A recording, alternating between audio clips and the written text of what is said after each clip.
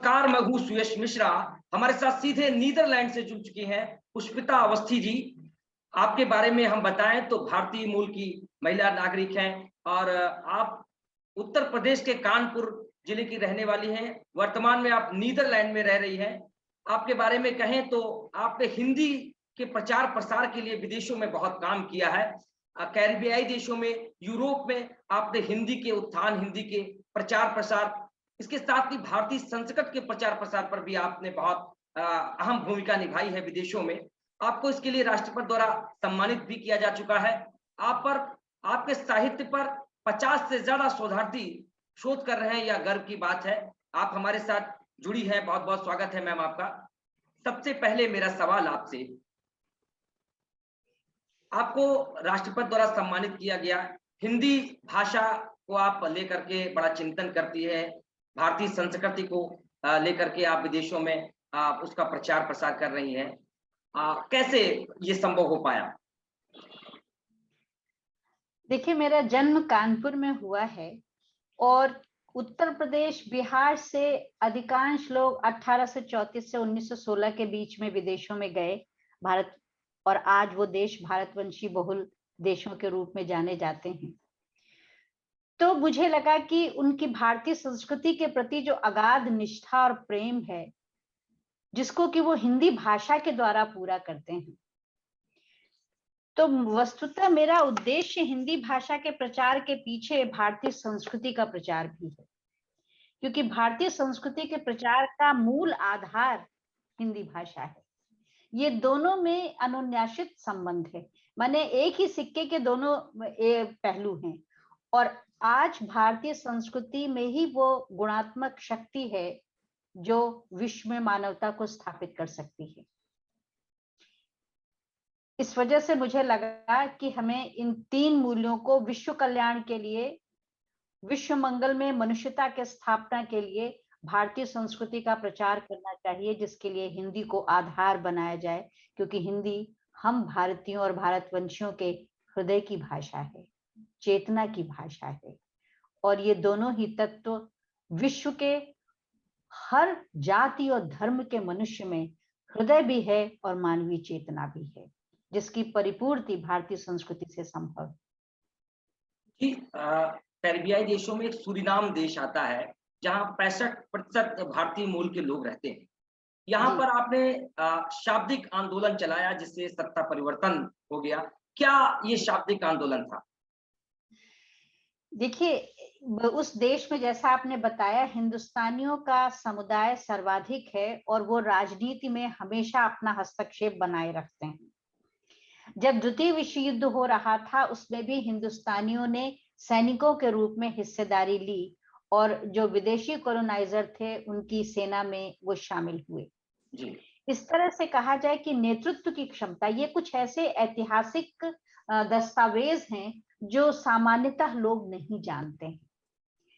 लेकिन अपने देश के अलावा दूसरे देशों में, जिसमें कि मॉरिशस है, जहाँ की हिंदू राष्ट्र के रूप में वर्षों चलता रहा और अभी भी है, उसी तरह से सूरीनाम देश में, और सूरीनाम देश से लगा हुआ ही गयाना है, जिसे कोई कि ब्रिटिश गयाना कहते हैं, वहां और ट्रिनिडाद टोबैको में भी हिंदुस्तानियों का बाहुल्य इस तरह से है, सिर्फ आबादी में ही नहीं, संस्कृति में भी, कि ऐसा लगता है कि हम भारत भूमि में हैं। और भारत भूमि बहुत ही, कहा जाए कि पर्यावरण प्रदूषण से मुक्त एक धरती पर है।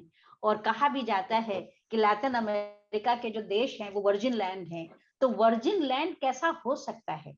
मनुष्य की जो भोगवादी दृष्टि है और भोगवादी जीवन शैली है, जिसका प्रभाव कम से कम पड़े, वो है। इस तरह से हिंदुस्तानियों के द्वारा अपनी भारतीय संस्कृति और हिंदुस्तानी जो ताकत है, हिंदुस्तानियों के भीतर एक समूह में होने की, एकजुट होने की एक बड़ी शक्ति है, जो दूसरे देशों में अब नहीं दिखाई देती है। एक आवाज पर वो एकत्रित हो जाते हैं और विदेश में ये अभी भी दिखाई देता है। सूरीनाम में आपको कितना प्यार मिला? वहां के लोगों में भारतीय मूल के इतने ज्यादा लोग वहां पे रहते हैं। ओह, शायद उस देश ने इतना अधिक मुझे प्रेम दिया कि मैं मैंने 5 वर्ष वहां बिता दिए और उस देश पर हमने 15 से अधिक पुस्तकें लिखी। वो देश ही था जो अपने प्रेम, क्योंकि हिंदुस्तानियों को देखकर, हिंदुस्तानियों के प्रेम और विश्वास को पाकर ऐसा मुझे लगा कि मुझे इन लोगों के लिए करना चाहिए, क्योंकि भारतवर्ष से 14,000 किलोमीटर की दूरी है। भारतवर्ष का साहित्य नहीं पहुंच पाता है। वो सरनामी को, वो हिंदी को सरनामी कहते हैं, इसलिए कि हिंदुस्तानी भाषा परिवार के शब्दों को मिलाकर और डच के भी शब्दों को मिलाकर उन्होंने अपनी एक भाषा बनाई जिसका नाम सरनामी दिया। उसका एक कारण ये भी था कि जब वो देश 1975 में स्वतंत्र हुआ तो और भी बहुत सी कम्युनिटी, बहुत से समुदाय के लोग उस देश में रहते हैं, तो सबने अपनी भाषा के लिए पहल की जहां राजनीतिक सुरक्षा मिल सके और राजनीति में पंजीकृत हो जाए। तो हिंदुस्तानियों को लगा कि हमें अपनी भाषा सरनामी के रूप में पंजीकृत करनी चाहिए, जिस तरह से कि नीग्रो कम्युनिटी की भाषा सरनांगतोंगों के रूप में है और जावानीज की भाषा है। इस तरह से सरनामी भाषा ने वहां प्रवेश किया, जो कि रोमन लिपि में लिखी जाती है। क्योंकि हमारे जो अनपढ़ कहा जाए, अनपढ़, जिन अनपढ़ नहीं कहेंगे, जीवन की पढ़ाई तो हमारे किसान मजदूरों ने जितनी गहरी की है कि उसकी व्याख्या नहीं की जा सकती है, लेकिन जो साक्षरता की पढ़ाई है वो न होने के कारण वो लिखने में असमर्थ थे। तो जब डच कॉलोनाइजर के द्वारा 33,000 मजदूर सूरीनाम ले जाए गए, 33,000 मजदूर, और वो भी 14,000 किलोमीटर पाल वाले खुले पानी के जहाजों के भीतर बैठकर वो गए। कल्पना कीजिए, इतने असुरक्षित जहाज में जो जीवन और जो सहने की शक्ति है। वहां जाने के बाद चूंकि वो लिपि नहीं जानते थे, इसलिए उन डचोस ने जो लिपि इनको बताई, जो वो लिखते थे रोमन में, वही इनको बताई और रोमन को ही अपनी लिपि मान बैठे। तो उस देश में हमने रोमन लिपि, मैंने कहा कि आप जिस भाषा को सरनामी को बोलते हैं उसकी शब्दावली, उसका व्याकरण हिंदी भाषा परिवार से आया है, इसलिए आपको लिपि भी हिंदी रखनी होगी। और देवनागरी लिपि रखी। तो उसका जब अभियान हमने चलाया तो मुझे लगा कि उन लोगों का साहित्य देवनागरी लिपि में मुझसे पहले छपा नहीं था, प्रकाशित नहीं हुआ था, और चूंकि देवनागरी नहीं आती है तो भारत में जो लिखा जा रहा है उसको वो पढ़ नहीं सकते थे, जबकि सांस्कृतिक केंद्र में सारी पत्रिकाएं और किताबें आती थी, पूरा पुस्तकालय था, लेकिन लिपि के अभाव में उससे वो परिचित नहीं थे। इसलिए मैंने उनके साहित्य का, जो रोमन में लिखा था, उसका देवनागरीकरण किया। उन किताबों को हमने प्रकाशित करवाया और उसी समय समानांतर हमने विश्व हिंदी सम्मेलन करवाने की पहल की विदेश मंत्रालय से। इसमें 2 वर्ष मुझे लगे, लेकिन मैं सफल हुई। तो उस 7वें विश्व हिंदी सम्मेलन का आयोजन किया और उस अवसर पर उन भारतवंशियों के कवि और लेखकों की 3 किताबें प्रकाशित हुई, कविता सूरीनाम, कथा सूरीनाम और सूरीनाम। पहली बार उन वहां के हिंदुस्तानियों ने, कवियों और लेखकों ने अपनी रचनाओं को छपा हुआ देखा। उनकी सजल आंखें मुझे आपके सवाल और इस जवाब को देते समय याद आ रही हैं, और अभी भी उनके फोन आते हैं और वो मुझे गुरुजी कहते हैं, सभी के सभी। और उनकी परीक्षा को, वो भारतवर्ष की राष्ट्रभाषा प्रचार समिति जो वर्धा में है, जिसे गांधी जी ने 1936 में 8 मार्च 1936 में स्थापित किया, वहां अभी भी कोविद की पढ़ाई, रत्न की पढ़ाई, आचार्य की पढ़ाई, तो वहां से भारतवंशी बहुल देश, सूरीनाम के सहित और भी भारतवंशी बहुल देश जो विश्व में हैं, वो इस परीक्षा के लिए जुड़े हुए हैं, इस पाठ के लिए। और सूरीनाम देश में जिनको भी कोविद, आचार्य और रत्न की उपाधि मिली है, ऑक्सफोर्ड की डिग्री के समानांतर उसको वो समझते हैं। ये है उनका हिंदी प्रेम और राष्ट्रभाषा प्रचार समिति से प्राप्त डिग्री। और इसके साथ साथ मैं वहां जब हिंदी पढ़ाती थी तो मिश्रा जी इतना विह्वल होकर के, मैंने 40 साल के, 37 साल के, 20 साल के, उम्र की कोई सीमा नहीं थी, हर उम्र के विद्यार्थी पढ़ने आते थे। तो वो बहुत व्याकुल होकर कहते थे, गुरुजी हमको ऐसी हिंदी सिखा दीजिए कि हम शिक्षक बन जाएं हिंदी के। और ये जो बेचैन व्याकुलता थी हिंदी सीखने की, वो इसलिए कि वो अपनी भारतीय संस्कृति को जी सकें विदेश में भी, इसलिए वो हिंदी शिक्षक बनना चाहते थे। अब कोरोना काल में जिस तरीके से हमने देखा जैविक खाद्य को लेकर के जैविक जीवन शैली की तरफ लोगों का आकर्षण बढ़ा है। भारत के अंदर तमाम किसान हैं जो जैविक खेती कर रहे हैं, भारत के अंदर तमाम लोग हैं जो जैविक व्यापारी व्यापार कर रहे हैं जैविक तरीके से। उन्हें कैसे विदेशों में ग्रो मिल सकता है? उनके प्रोडक्ट कैसे विदेशों में और अच्छे तरीके से बिक सकें? इसको लेकर के आपकी क्या उपयोगिता हो सकती है? मैं ये चाहती हूँ, मैंने पूरी दुनिया में के हर तरह के बाजार में, वो चाहे यूरोपीय हो चाहे कैरिबियाई हो, कहने का मतलब है चाहे वो विकसित राष्ट्र हो या अर्ध विकसित राष्ट्र हो, मैंने बहुत ही गहराई से बाजार का सर्वे किया है पिछले 25 वर्षों में, और मैंने ये पाया कि भारतवर्ष के इस जैविक खाद्य उत्पादन और विशेषकर खादी का विदेशों में बहुत ही उपयोग है और चाहते हैं। यूरोपीय देशों के लिनन से ज्यादा बेहतर हमारी खादी है, जिसकी और वही खादी वो उस रूप में इटली में मिलान में इसको डेवलप करते हैं, और सबसे अधिक कॉस्ट में मैंने 200 यूरो की एक शर्ट पड़ती है जो कि करीब 25,000 की होगी, और भारतवर्ष में वर्धा में मैं वही शर्ट सिली हुई 700 रुपए में ले लेती हूँ। और अनस्टिच तो मुझको लगता है कि देखिए, अंग्रेजों के समय में एक गलती हम लोगों से ये हुई कि हम लोग कपास मैनचेस्टर में भेजते रहे। मुझे लगता है वो गलती हम लोग को नहीं करनी होगी, और मैं गौरव जी से और मित्रों से मैं बात करती हूँ जब विभिन्न संगठनों में, तो मेरा एक कहना होता है कि हम उन्हें उत्पाद एकदम तैयार अवस्था में विदेश में एक्सपोर्ट करेंगे।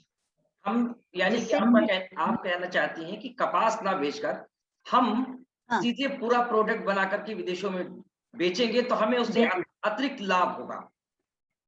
क्योंकि हमारे देश में एक तो जो स्किल है, कार्य कुशलता की जो क्षमता है, वो बहुत पारंपरिक रूप से है, जो हमारे यहाँ खादी के वीवर्स हैं, और बाकी जो वैज्ञानिक तकनीक है रंगाई की, छपाई की, वो हम नहीं ले सकते हैं। हमारे यहाँ लेबर कास्ट जो है, लोगों को नौकरी की जरूरत है, लोगों को धन की जरूरत है, तो वो गरीबी भी, किसानों की गरीबी भी दूर होगी, और उनको काम मिलेगा, और वो उन्नत काम। तो अगर विदेशों का जो नाप है, स्त्री और पुरुषों की देह का आकार फर्क है, तो यहाँ की जो कंपनियां हैं, एक तरीका ये है कि यहाँ की जो कंपनी है, जिसमें कई कंपनियों से हमने बात की है, उनके पास अगर उनसे संपर्क कर लिया जाए तो वो नाप वगैरह सब भेज देंगे, उस तरह का सामान, और डिजाइनिंग भी, क्योंकि वेस्ट की डिजाइनिंग थोड़ी फर्क है, उसके अनुसार बना लीजिए। और भारतवर्ष में कशीदाकारी और टेलरिंग इतनी उन्नत स्तर की है, जब हम महाभारत और रामायण सीरियल देखते हैं तो उस काल के परिधानों को जब बनाया जा सकता है, तो आज के ये आधुनिक समय के यूरोपीय और दूसरे देशों के कपड़ों को की स्टिचिंग क्यों नहीं हो सकती? बहुत सहज है। मैं कहाँ पे समस्या कहाँ पे आ रही है? प्रधानमंत्री जी स्किल डेवलपमेंट पे इतना काम कर रहे हैं, इतना बजट है, इतना खर्चा हो रहा है, स्किल डेवलपमेंट के तहत लोगों को जागरूक किया जा रहा है, शिक्षित किया जा रहा है, फिर ये क्यों है? कहाँ पे समस्या कहाँ पे है? क्यों नहीं हम ऐसा कर सकते? हम क्यों कच्चा माल विदेशों को भेजते हैं? हम प्रोडक्ट बना करके क्यों नहीं भेज सकते? क्यों नहीं हम अतिरिक्त लाभ कमा सकते हैं? बिल्कुल इस दिशा में देखिए क्या है, मोदी जी ये चाहते हैं, मोदी जी के साथ हम जैसे संगठन के लोग भी चाहते हैं। हम लोग मोदी जी के और अपनी भारत के प्रतिनिधि होके, हमारे पांव जरूर नीदरलैंड की धरती पर हैं, लेकिन हमारा चित्त और चेतना भारत में ही है, भारत के ही किसानों के साथ है।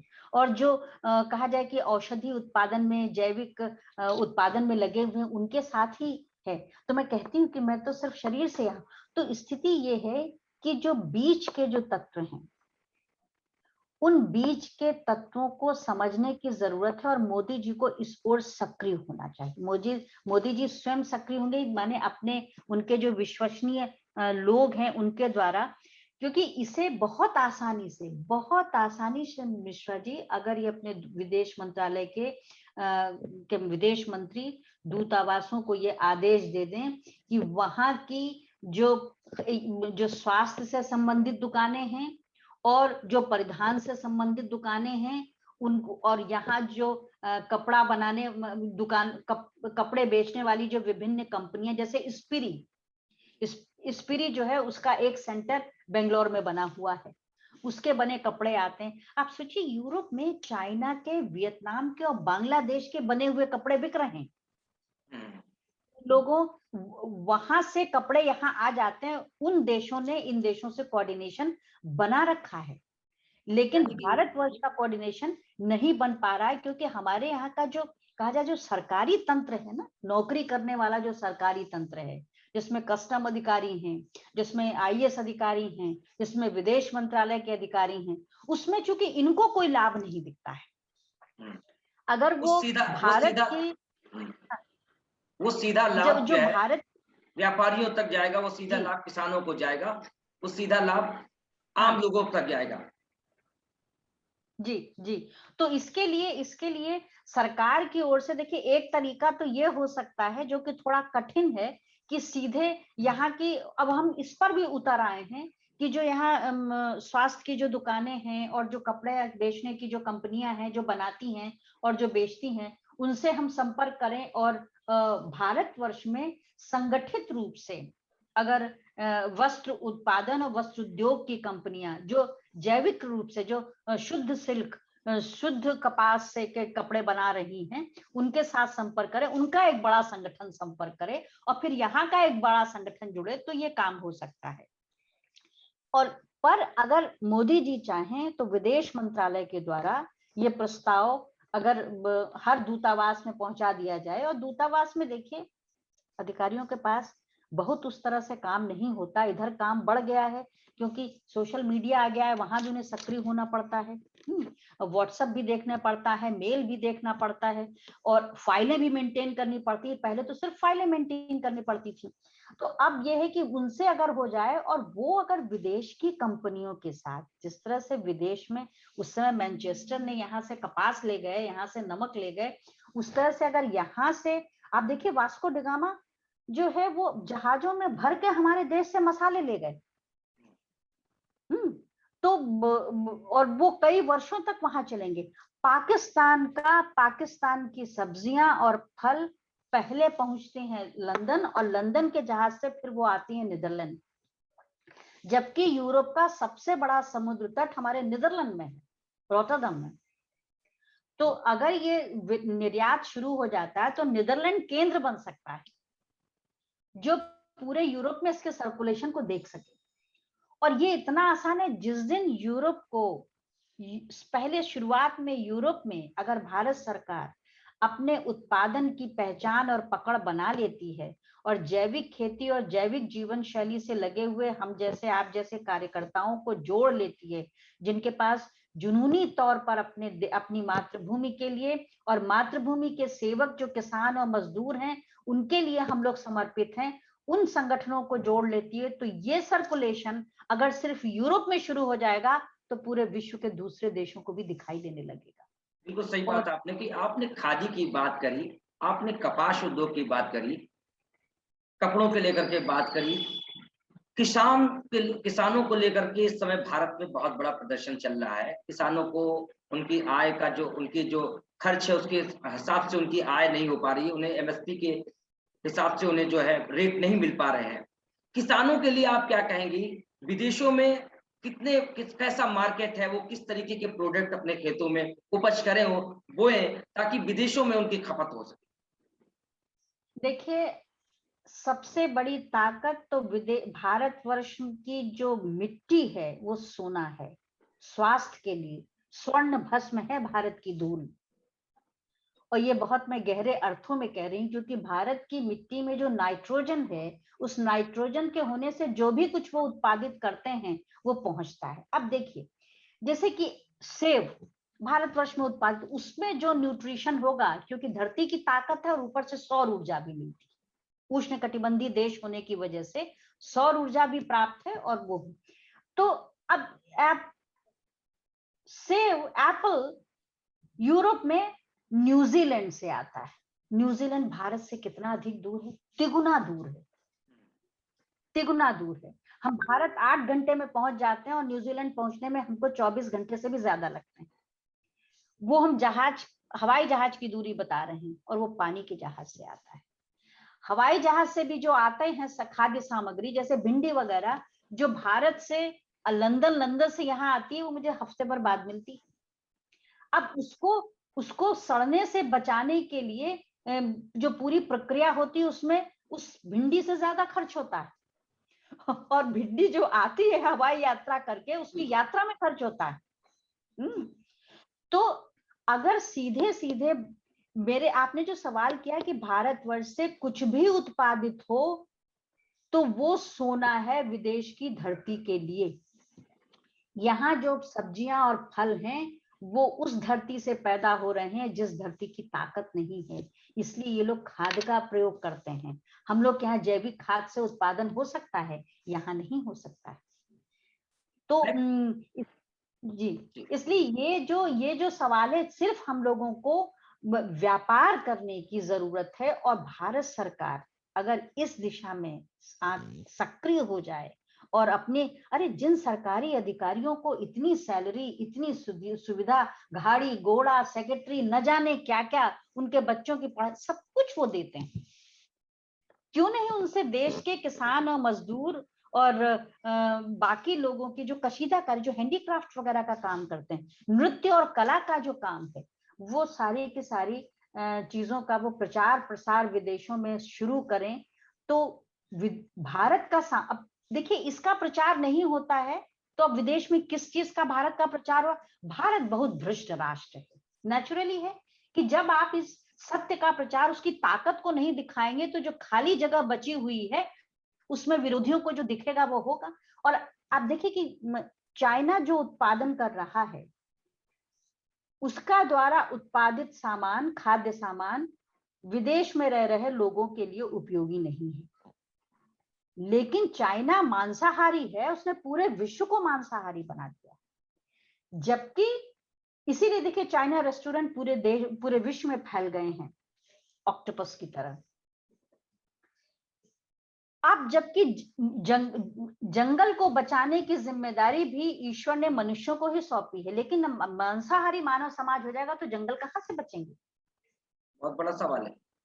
हाँ, और समुद्र से ओमेगा 3 के लिए समुद्र से मछलियां खाई जा रही है, जो कि वेजिटेरियन पाश्चात्य यूरोप की मिट्टी में वो ताकत नहीं है जो शाकाहारी भोजन प्रदान करे, इसलिए मांसाहारी और मछली का सेवन हो रहा है। लेकिन इससे समुद्र खाली हो रहा है, जंगल खाली हो रहा है और मनुष्य का मस्तिष्क भी मांसाहारी भोजन से एक दूसरी तरह का भोगवाद उसके भीतर पैदा हो रहा है और वो हिंसक होता जा रहा है। हिंसा के प्रति जो भय था वो अब लोगों का खत्म हो गया है। जानवरों को मारते मारते अब लोग आदमियों को मारने लग गए, मनुष्यों की हत्या करने लगे। तो चाइनीज फूड जब पूरे विश्व भर में विख्यात हो सकता है तो हमारा नेचुरल जैविक खाद्य विदेशों में क्यों नहीं विख्यात हो सकता? ये बड़ा विचारणीय प्रश्न है। इस पर इसका जवाब, इसका हल ढूंढने की जरूरत है हमारे देश को कि विदेशों में बांग्लादेश जैसे देश, पाकिस्तान जैसे देश व्यापार कर रहे हैं, लेकिन भारत की खाद्य सामग्री, भारत के जो वस्त्र आभूषण हैं, भारत की जो अच्छी डिजाइन, भारत की कपास से बने तमाम वस्त्र, भारत की खादी, वो वहां तक क्यों नहीं पहुंच पा रही? ये बड़ा सवाल है। बहुत बहुत आभार, आप हमसे जुड़ी और आप हिंदी के लिए इतना प्रयास कर रहे हैं। आप हिंदी के लिए हिंदी भाषा का विश्व भर में, विश्व पटल में, कैरिबियाई देशों में इसके प्रचार प्रसार का काम कर रहे हैं। इसके लिए आपका बहुत बहुत आभार, धन्यवाद। आप हमसे जुड़ी। नमस्कार। नमस्कार।